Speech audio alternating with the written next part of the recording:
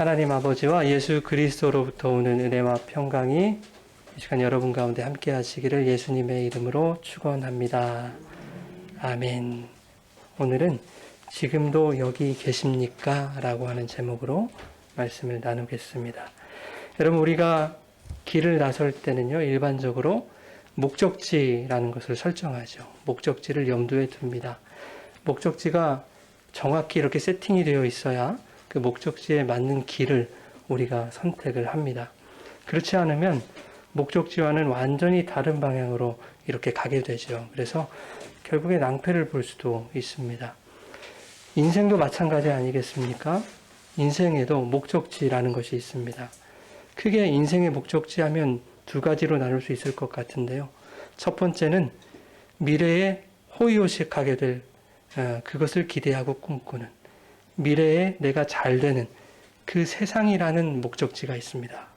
두 번째는 이 세상은 결코 정처가 아니구나, 이 진리를 깨달은 사람들만이 소망하는 그 하늘나라라고 하는 목적지가 있습니다. 승승장구와 소원 성취를 소망하면서 그러한 자신의 세상을 목적지로 삼는 자들에게 세상은 많은 길들을 제시합니다. 많은 길들을 보여줘요. 이쪽으로 가도 되고 저쪽으로 가도 되고, 세상의 가치를 축적할 수 있는 다양한 길과 방법들이요 널려 있습니다. 이 세상에는. 그러나 하나님 나라를 소망하는 자들에게는 오직 하나의 길만 주어집니다. 그 길은 바로 예수 그리스도. 예수님은 뭐라고 하셨습니까? 내가 곧 길이요 진리요 생명이니 나로 말미암지 않고는 아버지께로 올 자가 없다 말씀하셨습니다. 그 길로 가야만 진리를 만나게 되고 그 진리 안에 있을 때에라야 우리가 생명, 그 영생을 얻을 수 있다 하는 이야기입니다. 여러분, 세상에서는 성공의 길을 내가 발굴해야 되죠. 자기 스스로 그 성공의 목적지를 향해 달려가야 됩니다. 그런데 예수라는 길은 성도의 삶에 직접 찾아오십니다. 예수님이. 우리가 아무리 찾으려고 해도 찾아지질 않아요. 그 예수라고 하는 분이 우리에게 찾아오세요. 우리가 주님을 찾는다, 주님 부르짖는다, 주님께 나아간다 라고 하는 것들은 이미 우리에게 와 계신 그 주님을 우리가 알아차리는 그런 수준입니다. 그렇게 이미 우리 곁에 와 계신 주님을 우리가 알아차리고 우리가 그 주님을 보는 그것을 뭐라고 하는가 하면 믿음이다 그래요. 그래서 이 믿음이라고 하는 것은 우리 스스로에게서 나지를 않습니다. 주님이 우리에게 오셔야, 우리에게 오신 그 주님을 우리가 알아채야 그게 믿음이 되는 겁니다. 예수라는 그 길은 성도가 선택하거나 발굴할 수 있는 길이 아닙니다. 또한 그 길은 우리의 예상대로 찾아오질 않아요. 예상을 뛰어넘고 우리의 기대와 전혀 다르게 찾아올 때가 많습니다. 사방이 수풀로 막힌 그 산에서 길을 잃어서 이제 헤매고 있을 때 가까스로 길 하나를 발견했어요. 그때 우리 마음이 어떻겠습니까? 안도하죠. 다행이다. 그런데 예수라는 길은 좀 다릅니다, 여러분. 절박한 상황에서 우리가 예수라는 길을 발견했을 때 그 길이 오히려 우리를 당황스러움과 실망의 자리로 이끌어갈 때가 더 많다는 거예요. 심지어 불신과 원망의 자리로 이끌어갈 때도 있습니다. 내가 원하는 때와 내가 원하는 방법으로 그렇게 예수라는 길이 나타나줬으면 좋겠는데 그 길은 그렇지를 않습니다, 여러분. 그래서 우리는 때때로 그 예수라는 길에 실망을 합니다. 낙심을 합니다. 오늘 본문은 예수님께서 죽은 나사로를 살리시는 이야기입니다. 여러분, 죽은 사람이 어떻게 살아날 수 있어요? 모든 죽은 것은 죽은 대로 끝나는 겁니다. 세상에 기적이 있다고 하면 가장 큰 기적이 뭘까요, 여러분? 제가 생각해 보니까요, 죽었던 사람이 다시 살아나는 거? 그것같이 큰 기적이 없을 것 같다는 생각이 들어요. 그런데 오늘 나사로를 살리신 이야기가 고작 그런 얘기일까 하는 겁니다. 여러분, 예수님은 하나님이시죠, 하나님. 하나님은 신입니다. 유일하신 신이세요. 그 유일하신 신께서 이 세상 천지 만물을 다 창조하셨습니다. 우리의 영혼 육을 다 창조하셨죠.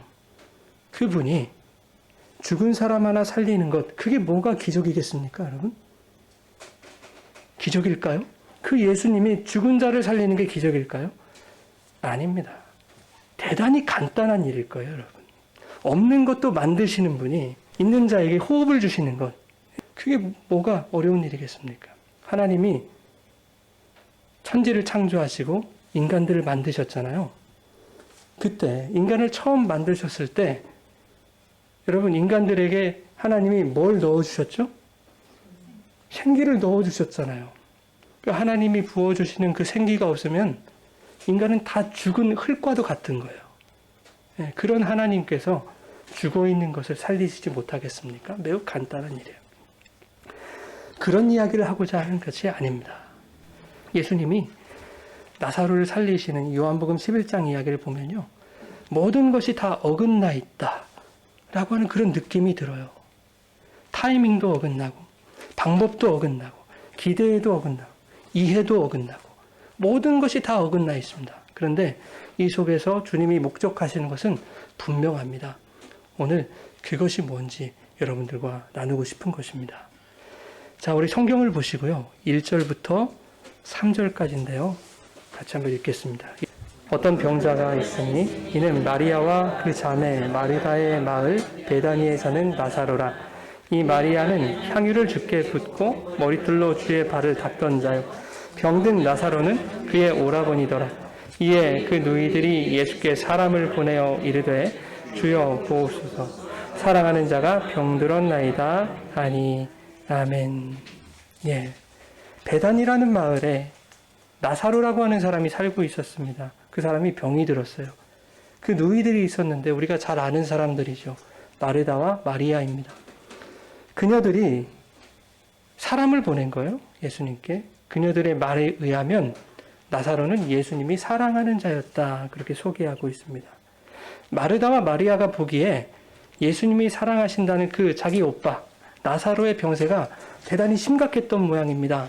그래서 그녀들이 예수님 계신 곳으로 사람을 보내고 있는 거예요.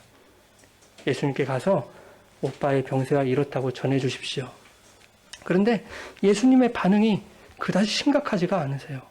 사랑하는 자가 병에 걸렸는데도 불구하고 오늘 본문 4절에 보면 예수님은 태연하게 그거 죽을 병 아니야 라고 말씀하시는 겁니다. 자, 여기서 죽을 병 아니라고 말씀하셨다는 것은 반대로 뭘 의미하냐면 마리아와 마르다는 그것을 죽을 병으로 생각했다라고 하는 것을 의미합니다. 그러니 예수님께 사랑까지 보냈던 거죠. 요한복음 4장에 보면 예수님이 왕의 신하의 아들을 고쳐주신 사건이 있습니다. 왕의 신하에게 아들이 하나 있었는데 병에 들어가지고 이제 거의 죽게 생겼습니다. 예수님이 이제 유대에서 갈릴리로 들어오셨다, 갈릴리 가나로 오셨다라는 소문을 듣고 갈릴리 가버나움에 살던 이 신하가 예수님을 찾아갑니다. 자기 아들의 병을 고쳐달라는 거예요. 신하가 간청하기를, 주여, 내 아이가 죽기 전에 오셔서 좀 고쳐주십시오. 내 아이가 곧 죽을 것 같은데 죽기 전에 좀 오세요. 그래서 좀 고쳐주세요. 그때 예수님이 이 갈릴리 가나와 갈릴리 가버나움은요, 멀지 않아요. 그렇게 멀지 않습니다. 그 멀지 않은 거리임에도 불구하고 직접 가서 고쳐주시지를 않습니다. 어떻게 고치십니까? 신하에게 말씀하시기를 네 아들이 살았다. 가라 그러세요. 예, 가봤더니 정말로 아들이 어떻습니까? 살아있어요. 시간을 계산해 보니까 예수님이 가라, 네 아들이 살았다 말씀하신 그 시점에 아들이 고침을 받은 거예요. 마르다와 마리아도요, 그 사건을 잘 알고 있었을 겁니다, 여러분. 그러니 그녀들이 예수님께 사람을 보냈을 때 주여, 사랑하는 자가 병들었나이다 라고만 말하도록 했던 거예요. 직접 오셔서 고쳐주시면 참 좋겠는데, 그런 마음도 분명히 있었겠지만 굳이 와달라고 하지 않아요. 왜 그렇습니까? 굳이 오시지 않아도 주님은 말씀으로 고치실 수 있는 분임을 알고 있는 거예요. 그리고 지금 나사로는 한시가 급한 때 아닙니까? 그러니 예수님이 오시는 것보다 말씀을 고치신 편이 훨씬 나은 거예요. 여러분, 나사로가 있는 곳과 지금 예수님이 계신 곳은 약 10시간 정도 떨어진 곳이에요. 그러니까 마리아와 마르다가 보낸 사람들이 10시간 동안 열심히 걸어가지고 예수님 만난 것이거든요. 그 사람들이 나사로 소식을 전하고 돌아오는 중에 나사로가 죽을지 몰라요. 그러니 오셔서 고쳐주세요 하는 것보다는 병이 들었습니다. 그러니 말씀으로 고쳐주세요 라고 하는 것이 훨씬 나았을 겁니다. 그게 좋은 방법이죠, 그게. 게다가 예수님이 나사로를 사랑하신다고 하니까 소식을 듣자마자 예수님 분명히 말씀으로 고쳐주실 것이다 라고 마리아와 마르다는 기대했을 겁니다. 그렇게 생각했을 겁니다. 그러나 그 기대와는 전혀 다른 상황이 펼쳐지죠. 예수님은 말씀으로 고치시기는커녕 지금 계신 곳에서 며칠을 더 유하십니까? 예, 이틀을 더 유하십니다. 그것 때문에 결국 나사로는 어떻게 됩니까? 결국 나사로는 죽더라. 심하게 말하면 예수님이 죽여버렸습니다. 예수님이. 예상치 못한 결과 아닙니까, 여러분? 우리 본문 말씀 5절과 6절 같이 한번 읽어볼까요? 5절과 6절입니다. 예수께서 본래 마르다와 그 동생과 나사로를 사랑하시더니 나사로가 병들었다 함을 들으시고 그 계시던 곳에 이틀을 더 유하시고. 예, 여러분, 예수님이요 나사로뿐만 아니라 마리아, 마르다도 사랑하셨다는 거예요. 정말 사랑하는 것이 맞습니까, 여러분? 인간적으로 보면 사랑하는 것 같지가 않아요. 그렇죠? 나사로가 죽자 동네 사람들도 예수님을 비아냥거리죠. 36절, 37절을 보니까 보라, 그를 얼마나 사랑하셨는가 사람들이 이렇게 얘기를 하거든요. 아, 정말로 예수님이 나사로를 사랑하셨어, 이런 뜻이 아닙니다. 퍽이나 사랑했겠네, 이런 뜻입니다, 여러분. 비아냥거리는 거예요. 맹인의 눈을 뜨게 한 사람이 나사로는 죽지 않게 할 수 없었나? 이렇게 비아냥거리는 거예요. 그들에게는 예수님의 사랑이 거짓으로 느껴지는 거예요. 헬라어 성경으로 보니까요, 이 5절과 6절 사이에 운이라고 하는 단어가 있어요. 그게 무슨 뜻이냐면 무엇 때문에, 그러므로, 이런 뜻이에요. 그러니까 무슨 뜻이냐면요, 예수님은 나사로와 그의 누이들을 사랑하셨기 때문에, 그러므로 이틀을 더 유하셨다, 이렇게 말씀하고 있는 거예요. 예수님의 사랑과 사람들이 이해하는 예수님 사랑의 이해가 어긋나 있는 거예요. 예수님을 사랑하셔서 죽인 겁니다. 자, 그런가 하면 14절에 예수님이 제자들에게 나사로의 죽음을 선언하시죠. 이에 예수께서 밝히 이르시되 나사로가 죽었느니라, 그렇습니다. 그리고 15절 우리 같이 읽겠습니다. 내가 거기 있지 아니한 것을 기뻐하노니 이는 너희로 믿게 하려 함이라. 그러나 그에게로 가자 하시니. 예, 내가 거기 있지 아니한 것, 나사로가 있는 곳으로 가지 않은 것을 기뻐한다. 바꿔 말하면 나사로의 죽음을 기뻐한다. 예수님 말씀하시는 거예요. 그런데 누구를 위해 기뻐한다고 말씀하십니까? 제자들. 너희를 위해 내가 기뻐한다. 나사로의 죽음이 제자들을 위한 어떤 기쁜 일과 지금 연관되어 있습니다. 그런데 그것을 제자들이 믿게 하기 위하여 예수님이 나사로에게 지금 가지 않으셨다. 그가 죽음에 이르도록 하셨다 라고 하는 겁니다. 자, 그런데 제자들이 믿게 될 그 기쁜 일은 나사로에게 가지 않아서 그를 죽게 한 것만으로는 충분히 하지 않았던 모양이에요. 나사로를 죽이는 것만으로 충분하지 않았던 모양이에요. 그래서 이제는 가야 된다 말씀하시죠. 이제는 나사로에게 가서 그 기쁜 일을 완성하셔야 되는 거예요, 예수님이. 죽은 나사로에게 가셔서 예수님 뭘 하시려는 것일까요? 여러분 잘 아시다시피 그 죽은 나사로를 살리시려는 거예요. 자신이 죽여버리신 그 나사로를 살리시는 거예요. 자, 그러면 이 나사로의 죽음과 그를 다시 살리신 것이 제자들을 위하여 기뻐하시는 일이고, 그것을 제자들로 하여금 믿게 하시려는 것이었다면 나사로를 죽이시고 다시 살리신 이 사건은 예수님 자신의 십자가 죽음과 부활을 의미하고 있겠다 하는 겁니다. 그분의 죽으심과 부활이 우리를 위한 기쁜 일이다라는 것을 보여주고 있는 거예요. 예수님은 그것을 제자들로 하여금, 우리로 하여금 믿게 하시려는 겁니다. 자, 여러분 2절 한번 보실까요? 성경 2절 보니까요. 함께 읽겠습니다. 3절까지. 이 마리아는 향유를 주께 붓고 머리털로 주의 발을 닦던 자요, 병든 나사로는 그의 오라버니더라. 이에 그 누이들이 예수께 사람을 보내어 이르되 주여 보시옵소서 살아간 자가 병들었나이다 하니 4절 예수께서 들으시고 이르시되 이 병은 죽을 병이 아니라 하나님의 영광을 위하며 하나님의 아들이 이로 말미암아 영광을 받게 하려 함이라 하시더라. 아멘. 자, 나사로가 죽고 나사로가 다시 사는 이 이야기는 무엇에 관한 이야기다라고 예수님이 서두에 말씀해 놓고 계세요. 그런데 그것을 설명하실 때에 마리아라는 여인을 등장시키시고, 근데 그 여인이 어떤 여인이다? 향유를 깨뜨려서 예수님 발을 닦아드린 그 여인이다. 근데 여러분, 마리아가 향유를 깨뜨려서 예수님이 닦아드린 그 사건은 요한복음 몇 장에 나와 있습니까? 한 장을 넘겨보세요. 그러면 12장에 나와 있어요. 아직 일어나지 않은 일입니다. 그죠? 아직 일어나지 않은 일을 지금 소급해서 예수님이 말씀하고 계시는데, 향유를 깨뜨려서 예수님의 발을 닦아드린 그 사건은 뭘 의미하는 사건이었습니까? 예수님의 장례를 의미하는 거였죠. 예수님의 죽으심을 의미하는 거였어요. 다시 말해서 이 나사로의 죽음은 예수님의 죽음을 예표하고 있다, 모형하고 있다라고 하는 것을 말하고 있습니다. 그런가 하면 4절에 보니까 이 병은 죽을 병이 아니라는 거예요. 죽을 병이 아닐 뿐만 아니라 하나님의 영광을 위하며 하나님의 아들이 이로 말미암아 영광을 받게 되는 거예요. 예, 여러분, 어떤 죽음이 하나님을 영광을 돌리고 하나님의 아들이 영광을 받게 되는 그런 죽음이겠습니까? 그것은 바로 하나님의 아들이신 예수 그리스도의 십자가 죽으심을 말씀하고 있는 거죠. 그래서 단순히 나사로의 부활 사건은 우리 주님이 죽은 자를 살리셨어요.